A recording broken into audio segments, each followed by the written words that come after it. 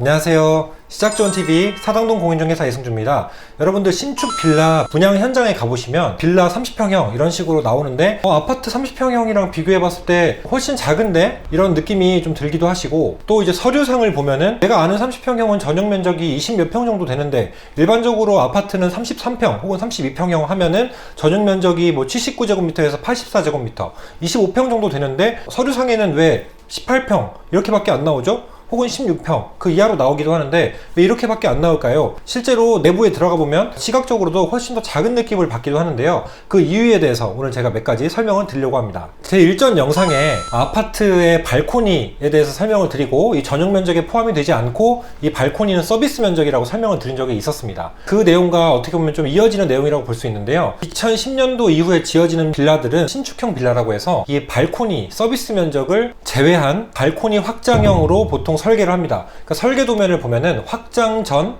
설계도 혹은 확장 전 평면도라는 부분이 나오면서 발코니 부분이 확장된 부분이 어디고 발코니를 제외한 부분이 표시가 되어 있죠. 그래서 우리 서류상 등재할 때 건축물 대장이나 등기사항 전부 증명서 등기부 등본에 등재할 때는 실제 평수가 발코니 면적을 제외한 평수로 등기가 되기 때문에 실제 면적이 굉장히 적어 보이기도 하는 겁니다. 즉 한마디로 요약하면 건축물 대장이랑 등기사항 전부 증명서 등기부 등본에는 이 확장된 발코니 면적 값이 제외되어 있는 거죠.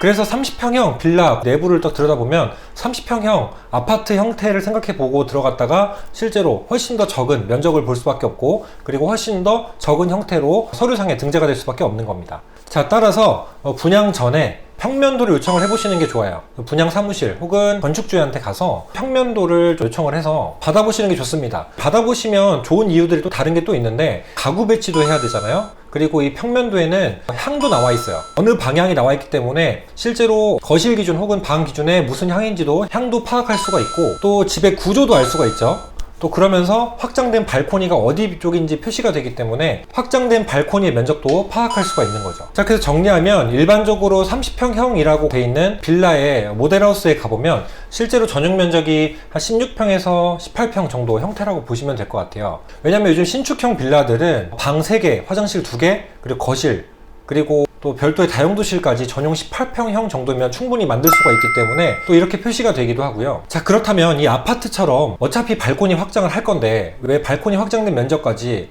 표시를 하지 않고 애초에 발코니를 확장하기 전에 면적대로만 표시해서 이 평면도로 기재해서 건축물 대장이랑 등기부에 왜 이렇게 올리는가가 궁금하실 수 있을 겁니다. 이유는 간단합니다. 발코니 면적은 서비스 면적이기 때문에 이 면적을 포함하지 않는 면적으로 올리는 게 건축주 입장에서 굉장히 좋은 부분이 있어요. 크게 두 가지를 설명을 드릴 겁니다. 먼저 첫 번째, 주차장 문제가 있어요. 건물을 건축할 때 이 주차 기준이라는 거에 따라서 주차장을 만들어야 되거든요. 참고적으로 제가 주차 기준에 대해서 설명을 한번 드릴게요.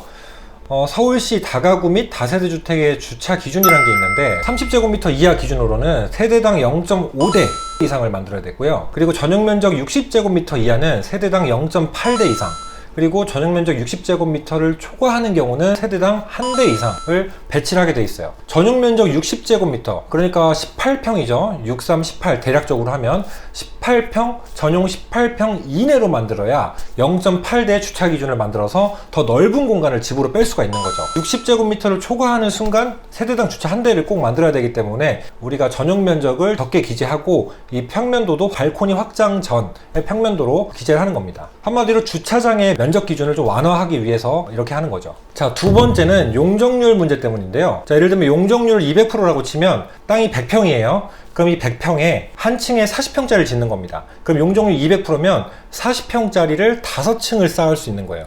용적한다 라고 해서 쌓을 적자를 쓰는데, 자, 40평짜리를 5층을 쌓으면 용적률 200% 기준이 되는 거고, 용적률 100%면은 땅이 100평에 우리가 25평짜리 집을 짓는다 이렇게 따지면 25평짜리를 4층을 지을 수 있는 게 용적률 100%를 충족시킨다 라고 보시면 돼요. 오늘 간단하게 이 정도만 설명을 드리고요. 용적률이 왜 나오냐면 이 서비스 면적, 아까 발코니 확장할 때 서비스 면적이라고 말씀드렸는데 이 발코니는 서비스 면적이기 때문에 용적률에 계산하지 않아요. 그러니까 용적률을 계산할 때 발코니 면적이 들어가지 않기 때문에 그 말은 즉 훨씬 더 많은 면적을 지을 수 있다는 거죠. 그러니까 한마디로 실제 사용하는 공간을 더 넓게 지을 수 있다는 거예요. 예를 들면은 발코니 제외하고 아까 용적률 200%에 40평짜리 5집을 짓는다라고 했으면 발코니를 제외한 면적 40평짜리 5층을 지었는데 실제 발코니를 5평씩 더 지은 거예요. 그럼 서비스 면적이 5평씩 늘어나면 45평씩 5층을 지었을 때 용적률이 220%가 되기 때문에 200%의 기준을 초과하게 되죠.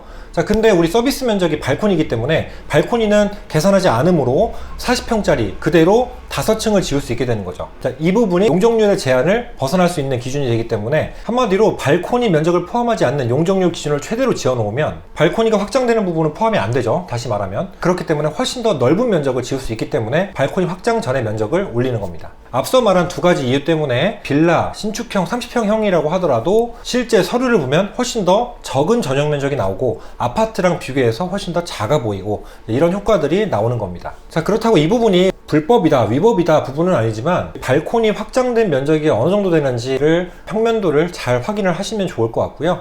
그리고 실제 등기부에 기재된 부분 말고 추가적으로 어느 정도가 더 확장이 됐고 30평형이라고 들어서 갔는데 실제 내부는 다 합쳐서 몇 평 정도가 나오는지, 그리고 위반되는 내역은 없는지 한번 여러분들이 꼼꼼히 확인을 하시고 진행을 하시는 게 빌라 분양 받으실 때 도움이 많이 되실 것 같습니다. 자, 오늘도 시청해 주셔서 감사하고요. 여러분 도움이 되셨다면 아시죠? 구독, 좋아요 부탁드리겠습니다. 감사합니다.